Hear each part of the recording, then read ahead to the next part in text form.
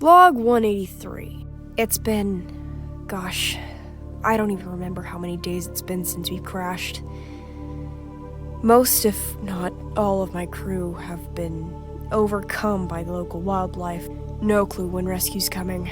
Not so much as a radio signal, though one is much overdue. Sometimes I wonder if we even landed on Zazura. This message will now repeat.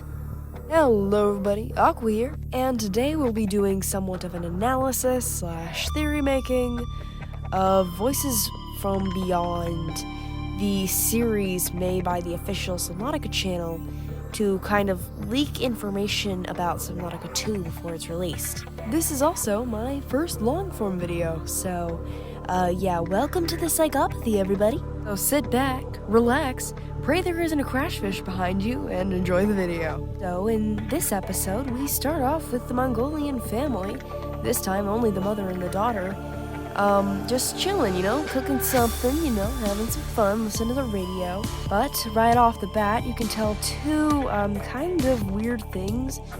The buildings that have been getting progressively worse in the background are now looking abandoned. They're either, my guess is like neighbors or the labs mentioned in the other videos, as well as the additional coughing from the mother, leading many to assume that she is now suffering from Kara. And with the additional factors of the Kara bacterium slowly turning more into the natural selection version of the bacterium, this is going to be terrifying. And seeing how in natural selection, the Kara is literally the equivalent of an alien zombie virus, I feel really bad for the Mongolian family right now, because this isn't going to end well.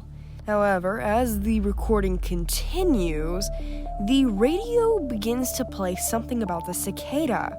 The starship the husband of the family went on to travel to Zura. A man comes onto the radio and says how the cicada was probably doomed from the start, and Zazura was a failed mission. And then an Alteran official pops onto the radio, love to see that, and proceeds to say that the cicada has officially been lost in space. That's great. How do you lose a starship full of people that are going to colonize a new planet and just, we lost it in space, guys? Seems pretty unrealistic, I think you should have better trackers on your starship, Altera. However, as we can see from the gameplay trailer, the cicada crashed onto the ocean planet. But wait, Zazura's supposed to be a arid desert planet. Why did we land on an ocean planet? Yeah, I'm fairly certain that the ocean planet shown in the trailer and listed in the game is not Zazura. And seeing how the cicada crashed onto the planet, I'm assuming that it was either shot down by something akin to a quarantine laser, which means this is another architect planet, which means more architects, yay! Or it was something really simple like an asteroid. And so far, you need 3 things in the Subnautica series to make it a Subnautica game: a thalassophobia-inducing ocean planet, architects, and the Kara. But on 4546B, the quarantine laser was deactivated.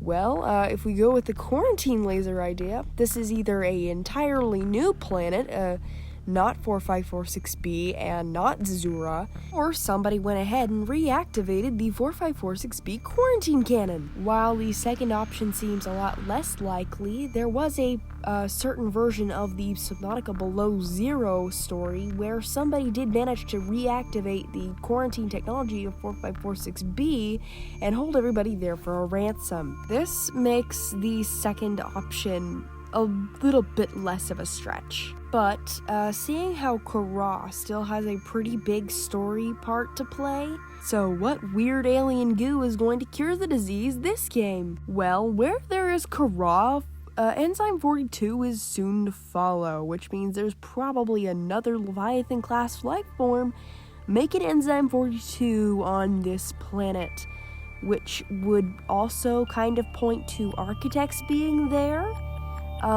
as well as if the cicada was shot down by another quarantine laser, leading to a similar situation to 4546B. But this game, we have weird mutation technology, so maybe the game surrounds around mutating yourself so heavily to the fact where you are almost immune to Kara.